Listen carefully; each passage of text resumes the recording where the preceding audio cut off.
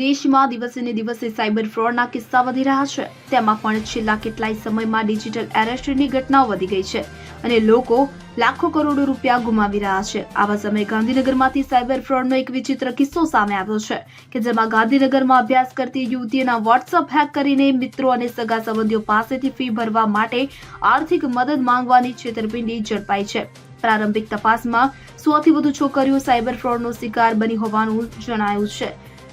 State cyber ક્રાઇમમાં helpline number 1930 ઉપર એક યુવતીએ નોંધાવેલી ફરિયાદના આધારે મધ્યપ્રદેશના એક નાના ગામમાંથી એક યુવકની ધરપકડ કરવામાં આવી છે।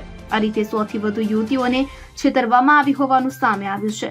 આ કેસમાં પોલીસે મધ્યપ્રદેશના અનુપપુર જિલ્લાના બદરા ગામમાંથી પ્રભાત કુમાર છોટાલાલ ગુપ્તા નામના આરોપીની ધરપકડ કરી છે તેમજ આ મામલે એફઆઈઆર નોંધીને તપાસ શરૂ કરી છે।